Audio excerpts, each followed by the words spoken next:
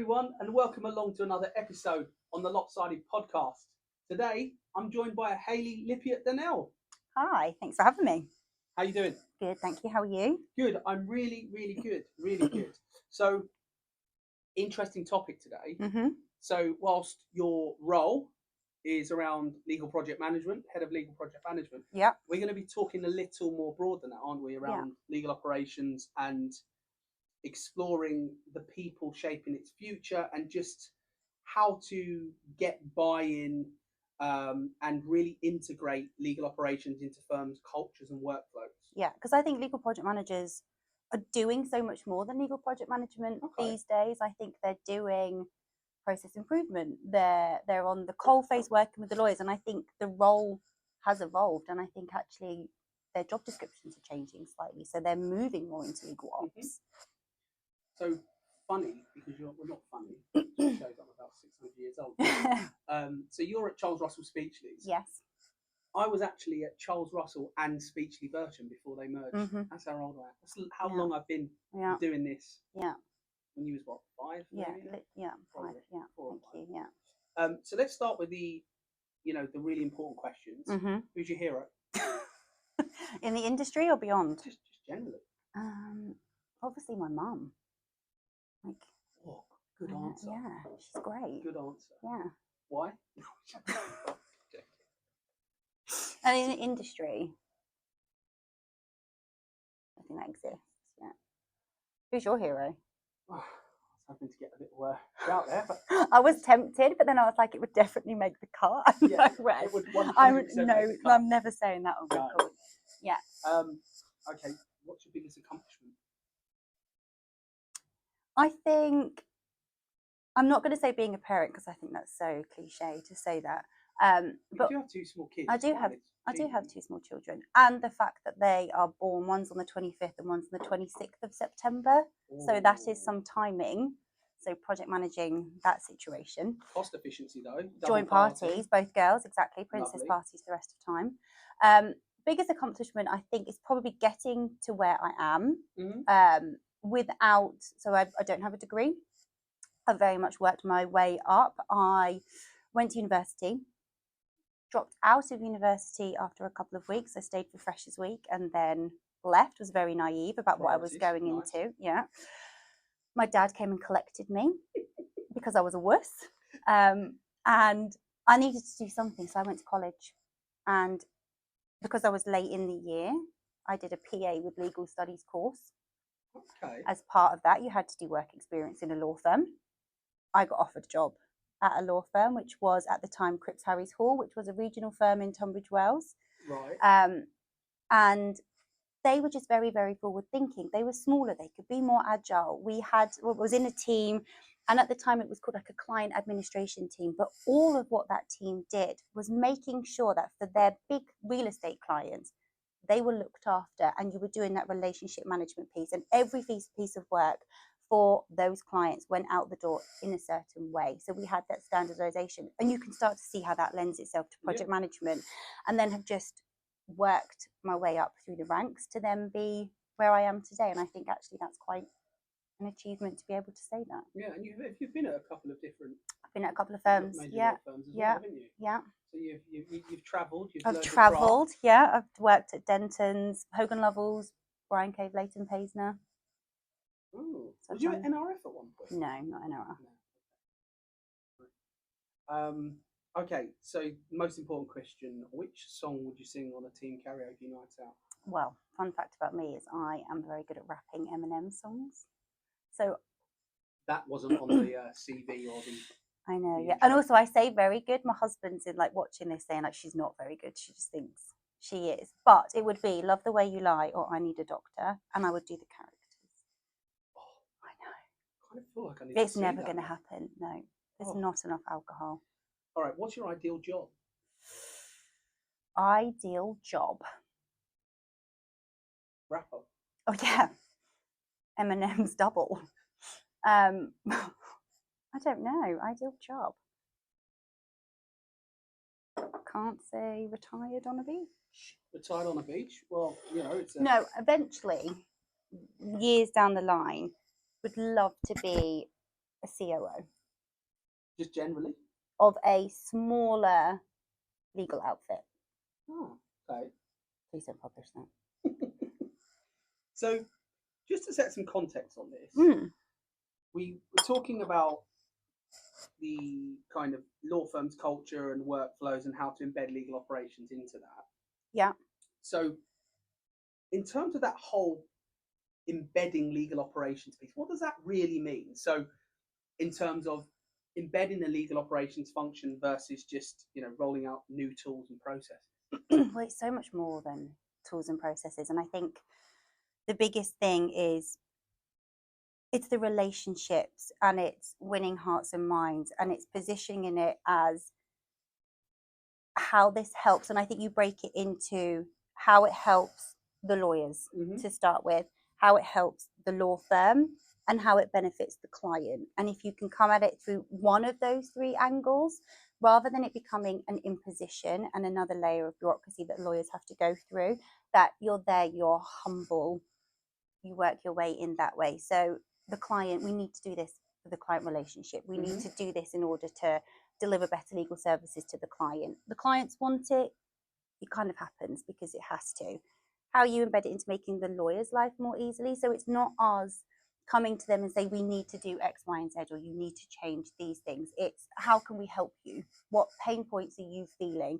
So you go in there and you work with them. They're the ones doing it. They're the ones that know where things are painful, where things need changing. And then how can you benefit the law firm? So this isn't cost effective. This isn't efficient. Is this the type of work we can be doing? So again, asking those kinds of questions. So I always come at it are you fixing a problem for the lawyers, a problem for the clients, or a problem for the law firm? So a bit of a curveball here. So you've worked at different size law firms, which we touched on earlier. Yeah.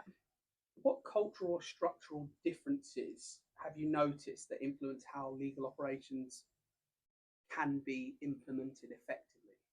I think there aren't as many as you would think. The obvious one people always say is the bigger they are, the slower they turn. It's the old analogy, you're trying to turn an oil tanker, which can be true. You have the partnership model.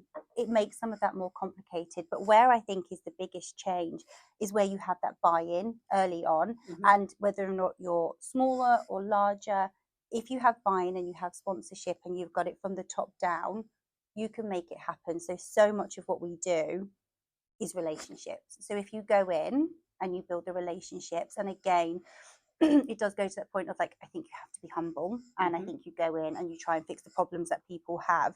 It doesn't matter on the size, as long as you are fixing problems that are there and not throwing technology down people's faces, or you're not just trucking down tools or templates or things that people don't want. It's actually then they know they need it, so it speaks for itself. So if you fix the relationships and you go and work on that stakeholder management piece, and you build, as I say, like, I think everything that we do comes down to relationships. You work on those, the rest will happen. So that relationship kind of cultural piece into change management. So law firms are often steeped in tradition, right? So what are the biggest cultural barriers that you've encountered when introducing legal operations practices, and how have you addressed those that need to change? Yeah. I think one thing that we will often face is that people are too busy. Well, lawyers sell time. Right? Lawyers sell time. They've got hours to hit. And if you're asking them to focus on non-chargeable work, client work will always come first, as it should. So it's positioning it in a way that you bring them along with you. So yes, you maybe will have to do a bit of work up front here, but actually then you'll reap the benefits further down the line. A really great example of this is, and it's so simple, but you're setting up a matter and you've budgeted, and then you've broken it down into the component work parts. Of course you have. If you can then build your matter so that you have those as your phrasal task codes, which you can then track back against, and then you come to bill and the client asks some questions. It is so much easier to have done that initial work up here, to think about how you're going to set that matter up, than then having to trawl through 10,000 narratives here and try and piece where the work has gone. So it's that piece around, if it's not something that they've done before, getting them to think in that way, dedicate the time up front. And that's just one example, right, where you can really start to see the benefit of taking the time here, reap the benefits here. You get the bill out quicker, you can answer the client's questions quicker, the client will pay sooner. So it's those kind of things, and the client has that, and they can see, this is what you told me, this is how it'll be broken down, this is actually how you've correlated your spend against it. I get that. Everyone's happy. Yeah, no, it's a really good point. It's fascinating when you break it down in such a simplistic way, because that's simplistic it, isn't it? is what I do best. No, but it's like, no, but it's what was it? Is that the Einstein sentence that he says that, you know, if you can't define it in a couple of lines, then you don't know it well enough. Yeah, right? yeah. So no, really interested. So you've touched on the kind of cultural piece a bit, but what role do partners and senior leadership play in shaping the culture of embracing legal operations?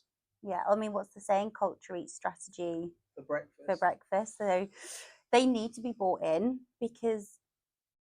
Is that just small wins, to your point earlier? Is it like small wins becoming bigger wins? I think so. And I think actually, if we go back to more the LPM world, or even the process improvement world, I think if an LPM and you're setting up a new function, which we have done at CRS, if you go in and you just try and land the biggest matter, you can create some efficiencies and some wins over here. And yes, that matter will be more profitable and that team there will feel it.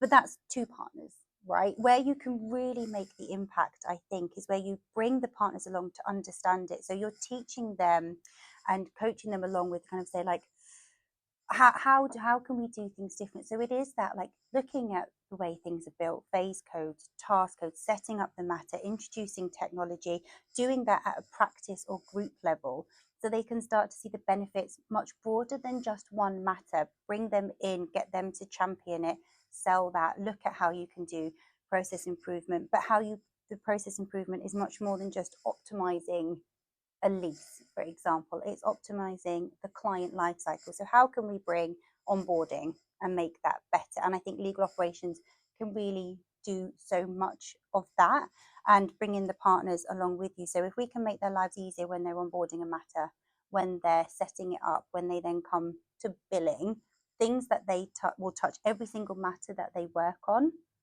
they can then see how that changes their life, and then you don't have to sell it. They get it. They are the ones that are promoting it. And I think that's where legal ops can really make the difference, is not living in that silo, partnering with the other teams, bringing them on and seeing how we can actually make the delivery of legal services better. And that is from inception right through to closing. Okay.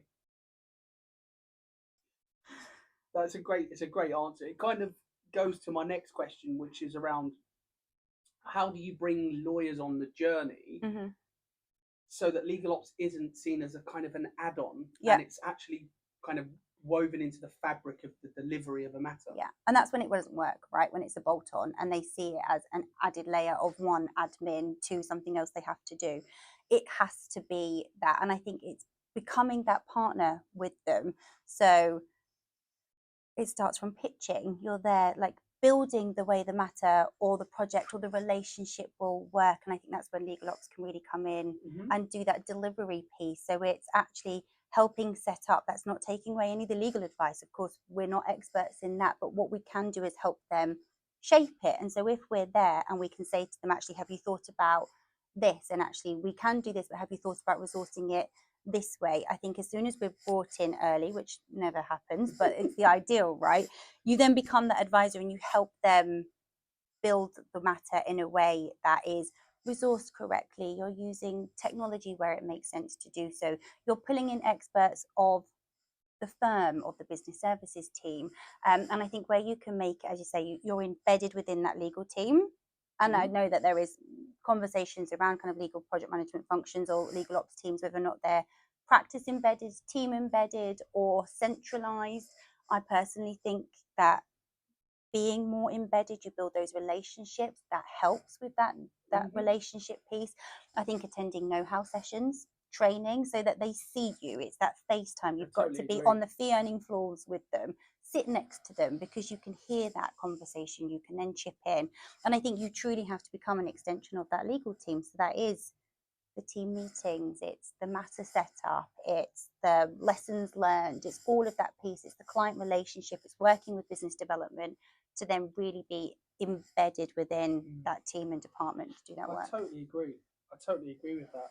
And what signals do you look for that suggest that legal operations has truly become part of a team's workflow, as opposed to the kind of one-off initiative? Do you know what? It's something that the team at CRS have done really, really well. And this is my team of project managers, and they've done it all themselves. But it's starting to happen. So we've been there a year.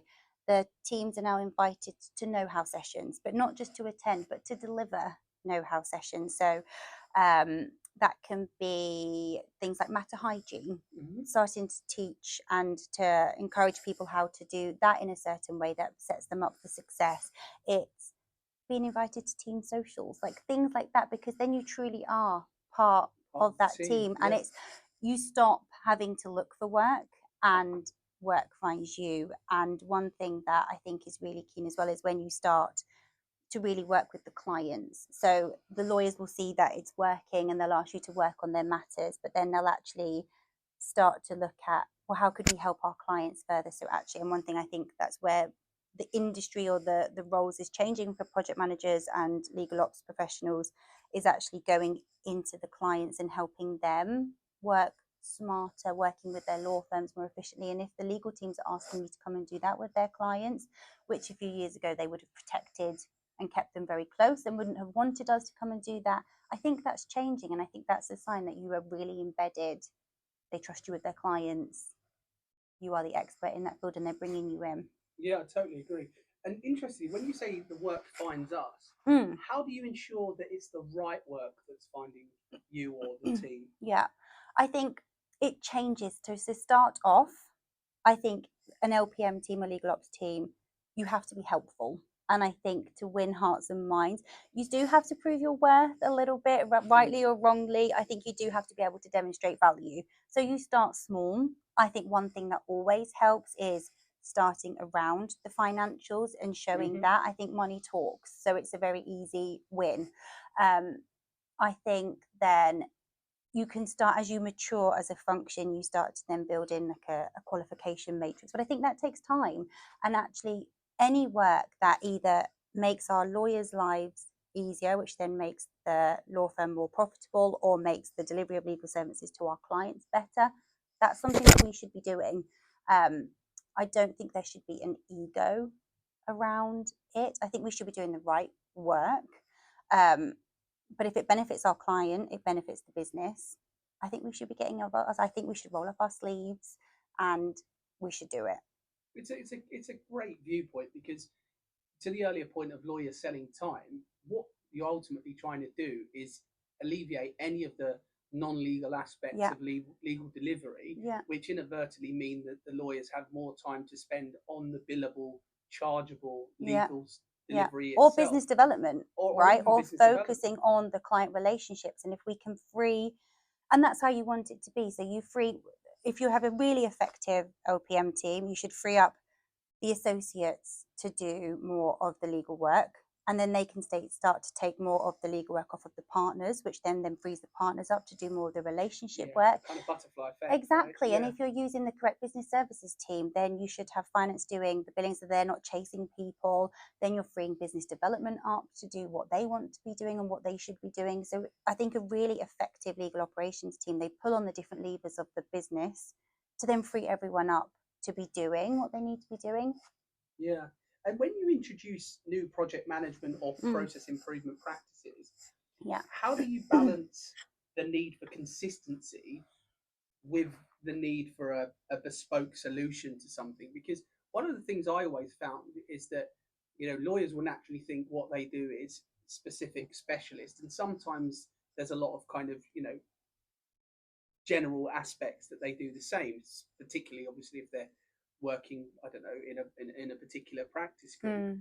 How do you navigate that piece where somebody might think that what they're doing is super niche, it's super, specialist, when actually it's not, and being able to bring about broader change that supports efficiency? I mean, it's something we get all the time, right?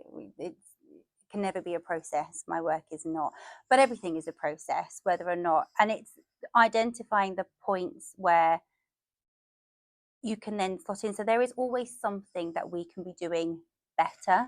And I think it's looking at it that lens. I'm a big fan of the 80-20 rule. So we appreciate that 20% of the time this will fall out of the current process, and that is too bespoke to do. Fine, we'll ignore those. We don't need to touch those. But there are some parts of the work that anyone does that they do time and time again. So it's looking at those, and it's bringing in, so where can you add value? So it is in that the KYC, it is in matter opening, it is setting up your file in the right way, matter hygiene, the way you communicate with the client, the way you report to the client, things like that. And then as you build up the relationship with those legal teams, the work that they're doing, you can start to spot some reoccurring patterns or some consistencies. And it's going in, and I think it's starting small and working your way up. And I do think you have to listen to the lawyers who are doing the work and listening to the clients and what are their pain points. And one thing that we don't do enough is, do we talk to them at the end? So do you know what, we've said that it is so bespoke and we can't do it, but if we've worked with this client before, are they experiencing the same level of service from the different areas of the business that they work on? Because it may be that we can't roll out a new process on one area of the firm, but actually something as a firm that we could be doing so that they always receive their invoices in a certain way, everything that CRS does for them looks and feels like it's from CRS. And I think you can start to do things like that. And that's where the real opportunity is, opposed to at a matter level, at that relationship level. Because we spoke about this offline, didn't we, around, you have quite a strong view on project managers as client portfolio managers. Yeah. And more broadly than just bringing value to managing a particular matter, to that point of consistency, client excellence, that kind of identity of the CRS way in your through your lens, being able to look at a broader portfolio as opposed to just a matter in particular. Is that something that you're encouraging with your team to try and look at managing a client as opposed to managing a particular matter? Yeah, absolutely. I think it's always both. We want to work on the matters, of course we do, and the biggest matters, the most complicated, the ones that involve multiple teams, they lend themselves very well to project management, to process improvement, to legal technology. It doesn't leave that aside. But those clients where we have multiple matters on, we should be making their lives as easy as possible. So we should be delivering things in a certain way. They should know how many matters that they have with CRS, what the legal spend is on those matters, a point person to speak to, but maybe not a point person in every single different team. So just someone else that they can pick up the phone to and say, look, I've got this matter, don't know where it is, don't know who to speak to. It's just that added relationship piece that I think, again, is that stakeholder management. It is that relationship. It makes total sense. We need to look after them, right, and make their lives easier. Yeah, I mean, if you look at even commercial arrangements for panel firms, if a panel firm has a volume discount and you're kind of going in cold to manage one matter, you're obviously reading in and getting to understand the kind of the schematics of the volume discount itself. If you're acting as an extension of that client and the client team managing the portfolio, then all of those things probably would they'd kind of happen more seamlessly, wouldn't they? Yeah, absolutely. So really, it's a fascinating viewpoint. So on CRS, because you guys are in your infancy in terms of how long you've had this model set up, but it seems that even though you're quite early in the infancy, you've actually progressed quite significantly. Yeah. I mean, talk us through that. What has that journey been like? Yeah, so we sit within a wider, it's called Advanced Client Solutions. Right, most other firms, that would be called the innovation team. And what we have done is we've split it. So we have a legal technology team, we have a legal project management team, we have a process improvement team. And the legal technologist and the legal project managers are all divisionally aligned. And I think that is what's key, because again, you go in as a legal operations team and the business has two people and you're passing work between each other. Yeah. So you're going in and you're looking at the people, the process and the technology, which I know is so overused, but it's true. When you then add in the process improvement function that we've got, it builds all of that together. So we've gone in and the legal teams deal with their people. So it is, again, it's that extension of the legal team, and they sit on the fee earning floors. They don't sit upstairs with us. They sit down there and they are working and they are understanding where the pain points are, what matters would benefit from project management, which matters would benefit from legal technology, which ones would benefit from both, a bit of process optimization.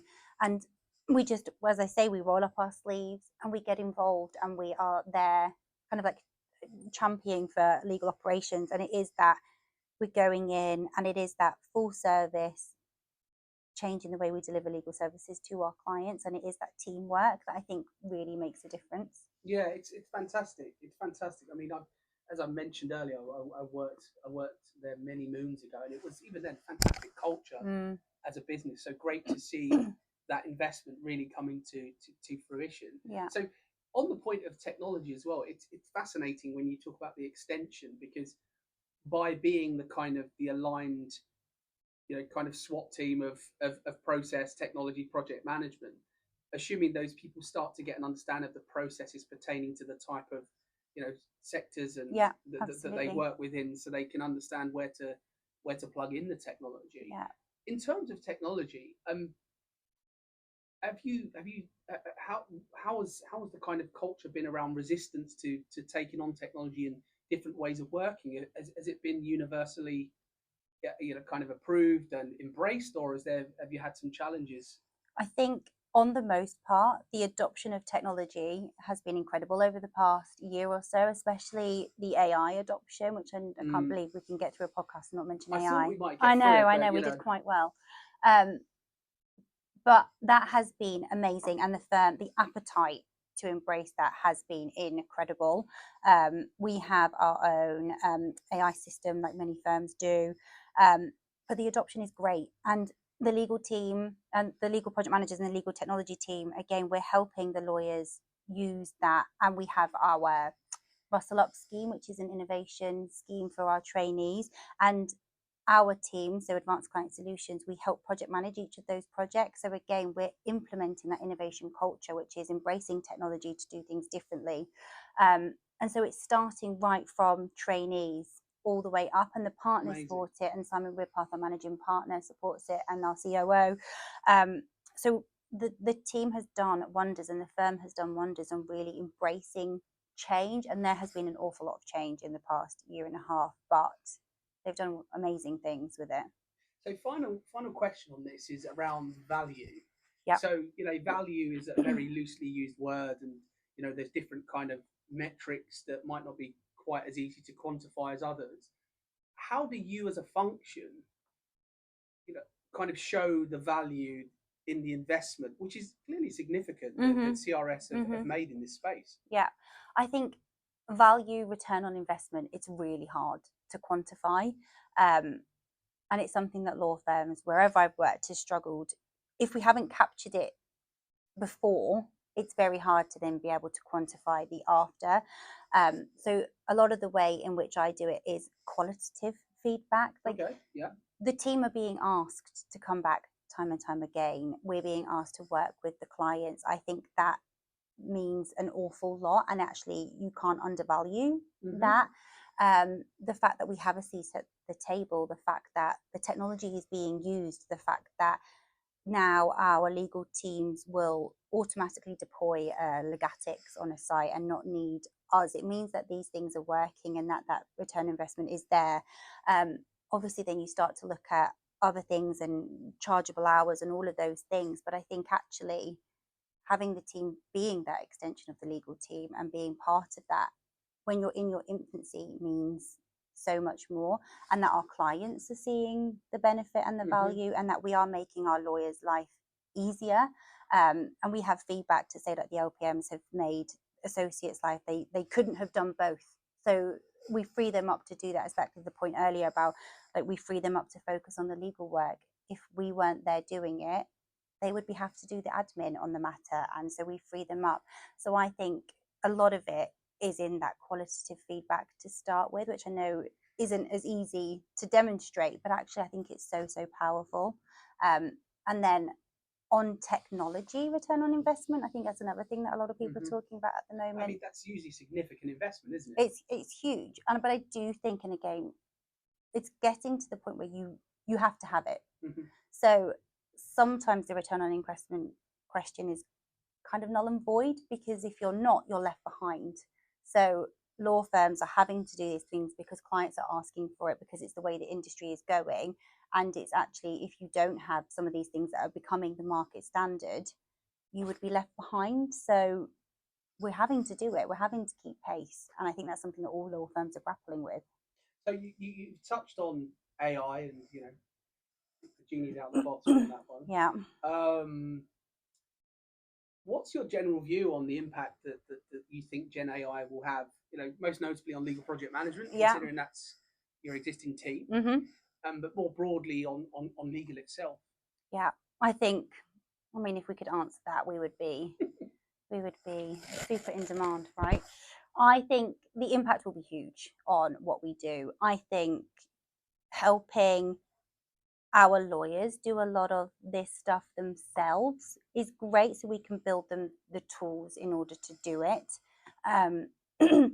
Some of the things that legal project managers would have done in the past, so if we look at, again, it's so easy to use this as an example, but if we're looking at fee reporting, which is a huge thing about what we should do, and making sure that the clients know what legal spend we're doing and where the time is going, you can use AI to start interrogating narratives, to be doing those kind of things.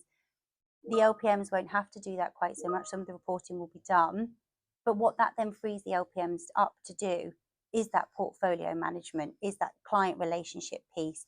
It's that going in and looking at where we should be focusing and being much more strategic in where the LPMs or the legal ops teams then face out. And is it partnering with the clients more? Is it looking at where clients could be utilizing AI more than what we're doing? And I think it frees those team up to explore so much more, partnering with the pricing team, partnering with the business development teams, and actually going out helping win work for law firms, using it as part of the sell to come and work with us. And I think all of that will free up. So I think the LPM role will drastically change, but again, in the way I think that it will change lawyers' lives, I think it will free us up to do so much more for the law firms. So this is an ongoing debate, isn't it? It's the kind of, you know, where Gen AI will replace lawyers or replace project managers or, you know, business service support, versus will it make them, you know, more effective? Yeah. I heard a fascinating example of this the other day, where they said, well, you know, you could say the same about accountants before spreadsheets came along. Calculators, right? Calculators. And the other one was, they used carpenters, and they said, well, you know, it's like saying that, you know, a carpenter should be made redundant by the fact that power tools are now available, but power tools actually just make them more efficient in being able to get the job done quicker. Yeah. And I think that's a fascinating lens to look at this through, because there is a lot of scaremongering around, you know, the Terminator effect. More generally. So it's fascinating to hear your viewpoint on that. I have a question for you. Oh, okay. So legal project management, right? Do you think it will always remain legal project management? Because there's this differentiator, right, between project management and legal project management. Do you think we're heading in a world in which the two combine? You drop the legal? I don't think so. And here's why. Because I truly believe that to be able to really add significant value to delivering a legal matter, you need to understand the process of what you're delivering. So for me, a clear delineation between a project manager and a legal project manager is, your project manager might be Prince 2 qualified, Lean Six Sigma green belt, and, you know, whatever other qualification they're good around disciplines, and that's great. But when you add the additional lens of legal project manager, legal for, in that sense, the definition for me is they understand the process of an M&A, of an infra deal, of a litigation, you know, whatever it might be. And that is where, when you fuse those two together, you know, the disciplines, the different ways of working, and you apply that with the legal lens as well, I think that's where you really start to get the efficiency. I think the one component that I think there's becoming more of an amalgamation around is legal transformation managers and legal project managers. And again, we was talking about this offline, wasn't we, around legal project management, managing matters, and then the kind of the project management elements of the legal operations consulting piece, where you're going in to help clients on their transformation journey. Yeah. And I'm seeing that a lot in the market, actually, where people say, oh, you need a legal project manager. And they'll say, no, you need a transformation manager. And they're like, well, are they not the same thing? It's like, well, no, because the transformation manager is more focused around that kind of broader change management piece and the knowledge, know-how, the training and the learning, whereas the project manager is generally more around organizing the delivery, who's doing what, when and why. So very long answer to your question, but I do believe that is the delineation between project managers and legal project managers. And I think that's why legal project managers continue to demand a premium in the market, because otherwise people like you and I, it'd be a lot cheaper to recruit them, wouldn't it? And I agree. And I think that is where the dedicated LPMs really make the difference, because I totally agree. I think our lawyers don't have to become project managers, but you can see the draw of having a lawyer become a project manager because they understand the legal nuances so much better. If you then have a centralized team of project managers, again, there is an argument for that. You go where the capacity is needed. That makes perfect sense. But to me, to really be able to add value, if we're using the term value, to lawyers, to clients, it is understanding the nature of the work. And for an LPM to go in a meeting, and a partner should be able to look to the LPM and say, tell me where you can help me. If you don't understand that matter or the nuances of that thing, you can't really know where you can add value. And I think that is the biggest piece. Where technology comes in, or where the process can be optimized. And I think that's why we've done quite well at CRS, is because we've done that dedicated piece and they understand. And I encourage my LPMs, and they do this, to go to those training, the know-hows, and it's from training induction up to like lunchtime know-how sessions. The more you know, like, knowledge is power, and the more you know of the legal matters and the work that you do, or the sector that you're working in, or what changes are coming. So we're one of the only firms that have a dedicated project manager within private client, and that is so niche, and it's very, very different to what someone else is doing in M&A. So to understand the differences of what the work they're doing, the client requirements, it's so different. The relationships are different, and actually to be able to flex in that way, I think, is where as a team you can really add that value. Yeah, I think, again, it's such a prudent point. I think the other thing is resource allocation as well. It's like, well, if you're the project manager, legal project manager, sitting next to the partner or the managing associate on the matter, a key component of that is they're all heads down in the delivery, and who's going to be able to kind of proactively assess that the leverage might be wrong on, I don't know, the due diligence or a disclosure, where the leverage should be higher on that type of commoditized phase. If a project manager doesn't understand the component parts of said matters, they won't know that the leverage should be higher, and there might be some profit erosion there. There might be a resourcing issue. It might be to people augmented and not technologically focused enough. So I think there's a myriad of reasons for that, and I'm of the same ilk as you on that. I totally agree with the point of project managers as an extension of the practice group. Yeah, for sure. It has to be. Yeah. Amazing. Well, it's been great speaking to you. And you, yeah. Thank you very much.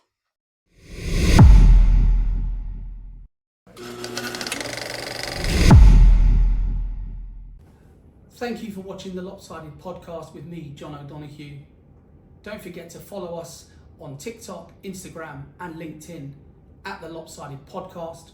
Check out our website at www.thelopsidedpodcast.com, and most importantly, like us and subscribe to us here on YouTube.